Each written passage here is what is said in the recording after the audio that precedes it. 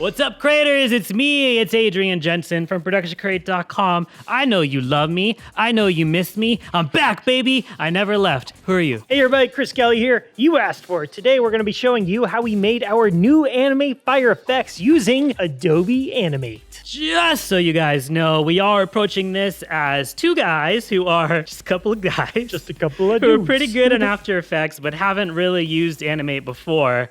And since this is primarily an After Effects channel, we're assuming that's what most of you are as well. Neither of us are really traditional artists either, so what I'm saying is if we can do this, you can probably do this too. This is our first Adobe Animate tutorial, so we want to make sure that we cover every conceivable step in the process that we found valuable. So this is kind of a beginner tutorial, but it's also very, very dense. If you're looking into jumping into Adobe Animate, this is the place to start because it's really going to help you decide whether it's something you want to do or not. We strongly recommend that you use a tablet when using Adobe Animate. Trying to do this with a mouse is going to be a very stressful and unhappy experience. Bro, they're too fuzzy. They're always biting. Yep, you try and get the hairless mice and God, they feel weird. Just uncomfortable. Yeah, just don't. If you want to know specifically which tablet we're using the Huion Inspiroi model H1161. They did send this to us for free, but this video is not an ad. We really, really do like this tablet. We have used much worse ones in the past, and this one does exactly what we want it to do. Thank you, Huion. Would recommend. Smooches. So there's these buttons on the side that can be mapped to different commands using the Huion software. Hovering over any tool is going to tell you what the shortcut for that tool is. Speaking of sweet gear and really good timing, a few days ago, Atum Tech sent us this really awesome dual-arm swiveling monitor stand, which is perfect because it actually freed up a ton of space on Adrian's desk for the tablet. This thing is really solid and really strong and has tons of freedom of movement, so we can make these monitors spin around and position them exactly how we want to. Now, obviously, you don't need a fancy monitor stand to do this effect, but it was very cramped before with our keyboard and the mouse and the tablet on there, so it was nice to free up all that room. The crew over at Atum Tech gave us this discount code as well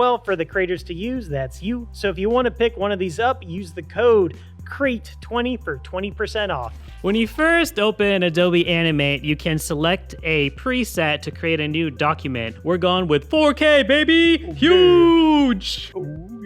You don't have to pick that one if you don't think it's necessary, but we did because we want our animations to be crisp. Your layout is most definitely going to look different from ours. That's because the UI is completely customizable. If you click Window Workspaces, you're going to see some presets right here. Our layout is based off of the Animator preset. From there, you can drag the windows to locations that you are the most comfortable with. For example, we're moving our swatches window into its own slot to make it more easily accessible, and I'm also making my toolbar vertical. I guess it reminds me of Photoshop. I don't know. By clicking these three dots, you can see more tools that are not on the toolbar currently, but you do have the option to put them there so you can use them. If we do use any tool that you don't actually see, that's where you can find it. You're most likely going to want to work from some kind of reference. You can animate a ball if you want to use it as a guide. You can also import some footage if you're planning on mixing some cartoon effects with live action, and something like that could be your reference. Since we're After Effects boys through and through, we just made a quick animation within After Effects. That way we can get our eases to look super buttery smooth. You don't need to do that, but if you decide to, you'll need to import it into Adobe Animate. If your reference is an image sequence, hit File, Import to Stage, and then select the first frame and click Open, and it will ask you, hey, you want to import all the frames? Of course you do! They're going to take a second to load, but now you've got each frame of the sequence represented as a keyframe in your timeline, and if you choose to do so, you can manipulate them individually. If your reference is an MP4, hit File, Import Video, and select Embed H.264 Video within your timeline. This will similarly import your video, but instead of individual keyframes, you only get the one, and you can manipulate it as a whole thing. All right, so now that the reference is imported, it's hecka zoomed in right now, and that's just because we're working in 4K, huge, crispy. So let's change this thing to fit to window, and we can just real quickly verify that everything is working properly. Looks great. Yeah, confirmed. Thank you. Now we want to do all of our actual animation on a separate layer. If we click this suspiciously lock-shaped button, it will actually lock the layer. What? Weird. Very strange. We can also pretend to be organized for the internet's sake. Don't look at our office here. And rename this layer to background. Now let's click this plus sign button to create a new layer. This layer is for our sketch, and this is the layer we want to start drawing on. If we try and draw something right now, you can see that this beautiful piece of art that we made just stays right here as we scroll through the timeline, which is great because we did work really hard on it. But if you think about it, it's not really what animation is all about. You know, it moves. So let's just undo that. As painful as it is, let's undo it, okay? We're going to highlight all these frames, and we're going to right click and select convert to frame by frame animation. Keyframe every other frame. Now when we draw some beautiful art, it only lasts for 2 frames, which is closer to what we want. It's a shame, but it's what we need right now. We're going to start by animating every other frame. This is called animating on twos, and it is actually the most common way to animate stuff. Most animated TV shows are going to be animated on twos. Cool. We're just doing it here to save some time while we get the motion down and we get this the shape looking how we want it. For sketching, we like to use this brush right here, which is called the classic brush. It's just a basic brush that doesn't really do anything fancy, unlike me and my dance moves. We also want to direct your attention to this button right down here that looks like a target with a pen on it. This is the use pressure button. If we try to draw without it, we get a line that is very consistent all the way through, but if we turn it on, we can get a much more natural looking line that varies in thickness depending on how hard you push on the tablet. And if you're not using a tablet, this is going to do nothing, but we definitely don't recommend using this with a mouse. You're not in for a good time if you use a mouse or any other rodent. There is another brush called the Fluid Brush Tool, which has some nice tapering built into it. It's nice. We're not really going to be using this today, but you can if you want. We use this a lot when we were animating lightning. It's just a different option that's there if you want it. It's also a lot of fun, so before you start animating for real, just play with it for a little bit. Yeah, you know? It makes you feel talented. It's true. And like your hand isn't shaky. It's nice. Since this is going to be a rough sketch, we're going to turn the thickness of the brush up. We're just going to try to get down the general shape and motion. We don't want to get bogged down with the details at this stage. We also want to change it to a color that has basically nothing to do with fire. If you're used to drawing on paper, you might want to pick a gray if that reminds you of a pencil, or a blue if you're a fancy drawer that uses construction pencils.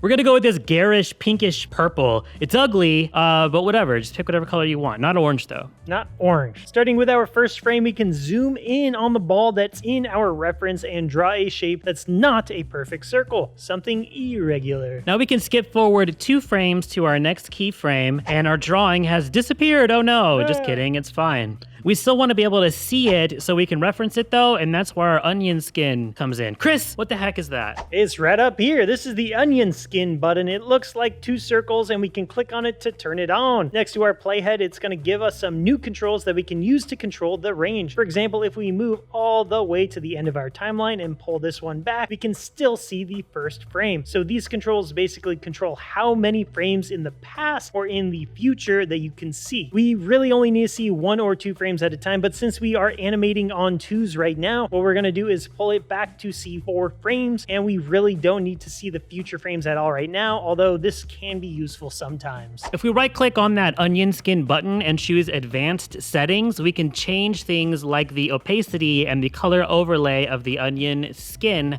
and that way you can pick colors that contrast with whatever color you're drawing with, and that might make things easier to see. All right, now we just go ahead and draw our next frame. Just feel it out, make it fiery.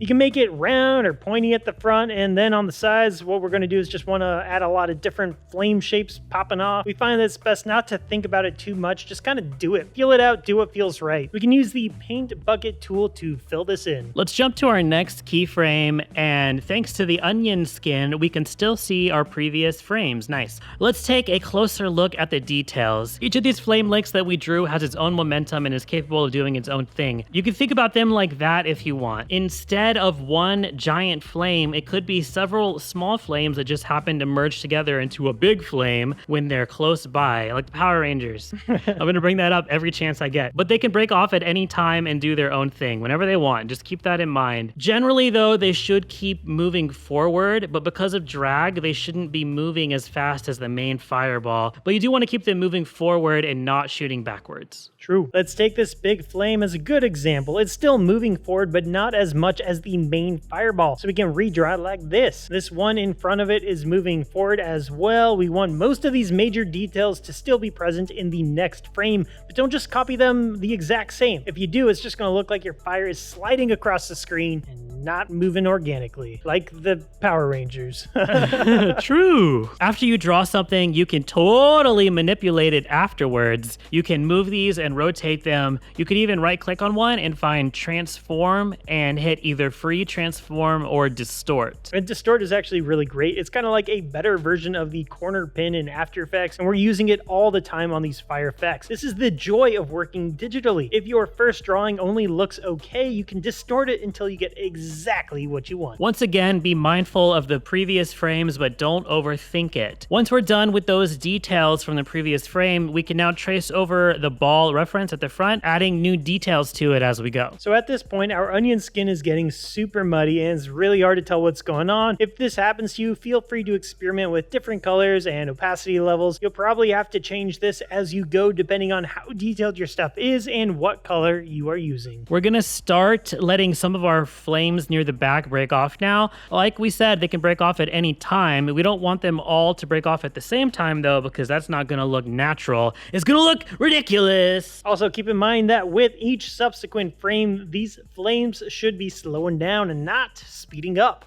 They should also be shrinking down, and you can animate them tumbling around a little bit if you like they're getting caught in some type of turbulent field. Sometimes the paint bucket is not going to want to fill your shapes in, and that's probably because you have gaps. No! Which you might not even be able to locate. It might be frustrating. It's super frustrating. I hate it so much. There is an option down here where you can just tell the paint bucket to close the gaps for you, but be aware that using this might cause the paint bucket to cut off some details that you don't want it to. It's not very smart. It doesn't really matter right now in the sketching stage, but it's something you're going to want to watch out for later. We'll bring it up again. Turning off the reference and the onion skin, you will be able to see exactly what the sketch animation looks like, and I'm happy to say it looks nothing like fire. But we can verify that this is the general shape that we want and that we like the timing of it, and if we didn't, right now would be a great time to fix it. But since we like it, we're going to move on. So let's lock this layer and create a new one with a keyframe every other frame just like before. At this point, we would like to switch to the paint brush tool as opposed to the classic brush tool, which is the one that we've been using. This one just has some other options that we're going to go over in a second, all right? So tight. It also draws using the stroke color as opposed to the fill, which is what the paintbrush tool was doing.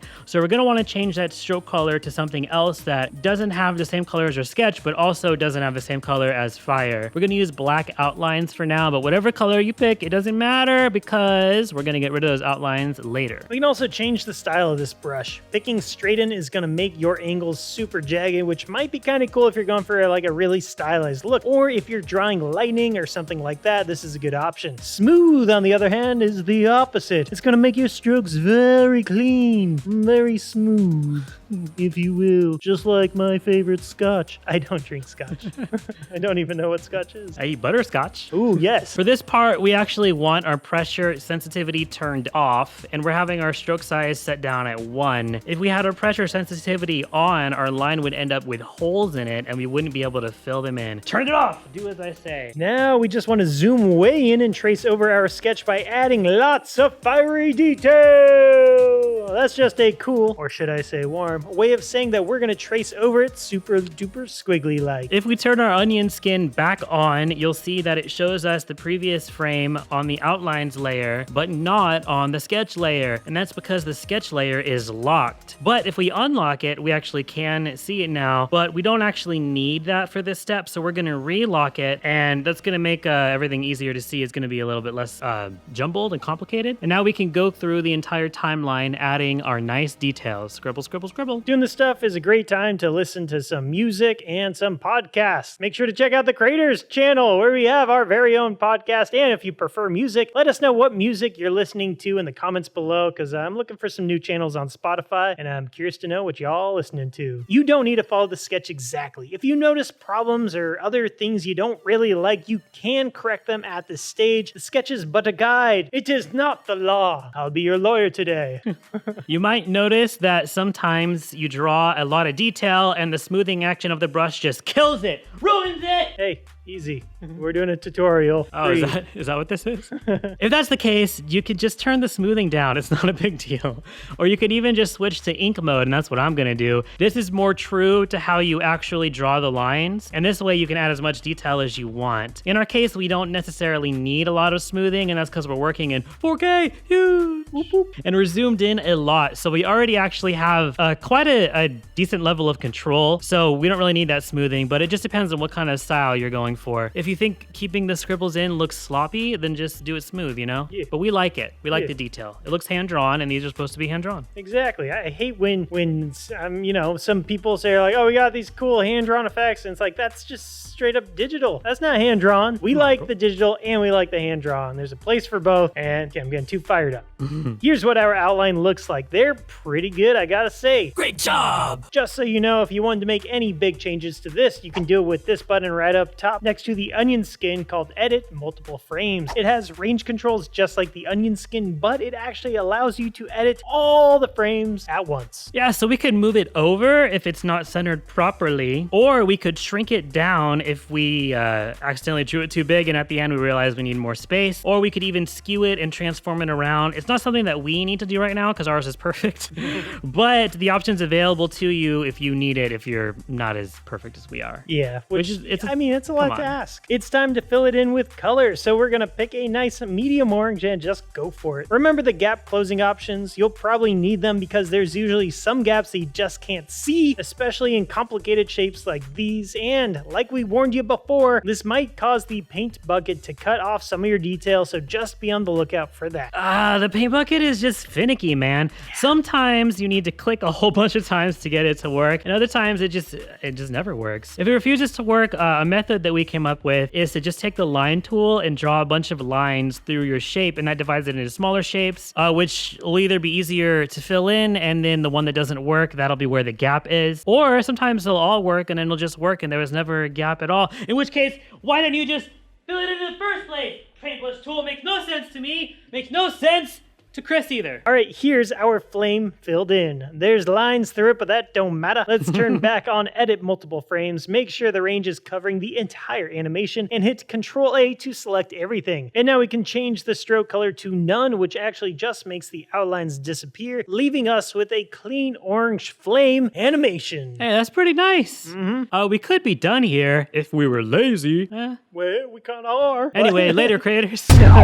Just kidding. We want to make it a bit smoother, and we can draw some in-between frames. To do that, hold Control and highlight every frame that isn't a keyframe. By the way, the keyframes are going to have a black dot on them, and the ones without the black dot, those are not keyframes. The blank keyframes have a clear dot on them. Anyway, highlight those, right-click, and select Convert to Blank Keyframe. See what I mean? Now we have a strobing fire animation, which would be sweet if it was lightning, but... Hey creators, it's Adrian. Welcome to the animating lightning tutorial. Oh, got me off guard. Just kidding. But if you do want to learn how to make lightning, let us know in the comments below. All right, back to fire. Let's turn on the onion skin and change the view area so that we can see one frame in the past and one frame in the future. Now this stage is called in-betweening because we're literally just gonna draw in between our existing frames. We're making new frames that bridge the gap between the frames that we already have, and once those outlines are done, we'll fill them in orange and get rid of the outlines just like before. Now our animation is super smooth, super buttery, and it's looking super great. It is for now. We're about to ruin it again. What? Lock the layer! No. Create a new layer! Highlight all the frames on that layer and convert them into blank keyframes. We're going to use this layer to add some shading. That's right, we're going to add some shading as if there's a light coming from the upper left shining down onto the fire, causing a shadow on the bottom right side. That actually doesn't make any sense. I don't care! Okay, you're right. Typically, fire is its own light source. If this really bothers you, you could just shade the whole outside and have the brighter parts on the inside. In my opinion, that doesn't look quite as good, quite as dynamic. You know, this isn't real fire, it's cartoon fire. But if you disagree with me, it's fine. It's gonna bother me, but it's fine. Do your own thing. Let's change our fill color to this darker orange, more of a red orange, not to be confused with red orange. Whoa. Wow. Look at him go. We'll never bring red orange back. Just so you know, that is the last you'll ever see of red orange. So we're gonna draw our shadow in this very flamey and spiky way. That's the name of the game, guys. Flamey and spiky all day. But we don't need to follow the edge perfectly. We're just gonna draw this big fat shape around it. We're gonna mask it off later, so it's cool. My mom says it's cool. You can use the onion skin during this stage if you find it helpful. We don't just want to shade the bottom, we also want to shade the undersides of any of the flames that are overhanging like this. And let's go through and do this for every frame. So It's an animating Drawing. shadow, it doesn't make sense. All right, so now that we have those shadows in place, they look awful. yeah. But we could fix it maybe, I hope. Once again, we're going to edit multiple frames, make sure they are all included. Control 8 to select everything and get rid of the stroke. Get out of here, see you never. Now turn off edit multiple frames and stop doing that accent and duplicate the main flame layer, the orange one. Move it to the top, right click it again and select mask. That's going to cause the shadow layer to use it as an alpha matte. No, he did it! Alpha Matte! They said he couldn't do it! They said he couldn't do it in a tutorial that was not After Effects, but he can. You'll notice that both our shadow layer and our mask layer are locked now. They need to stay locked in order for the Alpha Matte! They said it couldn't be done to work. If you unlock one of them, it breaks. You can unlock them if you need to make changes, but make sure to relock them when you are done. But now, if we play through this, you can see that the fire is nice and shaded and it looks good again. Shall we ruin it for a third time? No! Okay. We would like to add some highlights though. This is pretty much the same process as the shadows, except we want to keep the highlights towards the front of the fireball because that's where the hottest part of the fireball is. We're gonna color these a pale yellow. We also are choosing not to use a mask on these. If they break the outline a little bit, that's fine. If they go over the shading a bit, that's fine too. When we're done, we get rid of the outlines, and you know how to do that because we taught you before. You remember earlier? All right, we're looking pretty good now, and I'd say that we're ready for an export. Hit File, Export, Export Movie. We're gonna wanna make a special folder for these because we're gonna export it as a PNG sequence. Since we truly are After Effects boys, AE for life! we're gonna bring this into After Effects for some finishing touches. And these can be whatever you want them to be. One cool idea is to make a new solid with a gradient ramp on it and give it an overlay transfer mode and hit the preserve underlying transparency switch. Or maybe you could also add a little bit of blur to it and some grain, and that might make it look like it was hand animated traditionally and then scanned. Or we can use a curves or a levels and fine tune the colors to make them a bit nicer. We can use a pixel motion blur or real smart motion blur if we want to add a little bit of motion blur, you guessed it. And of course, we can add some freaking glow. Of course we can, it's fire after all.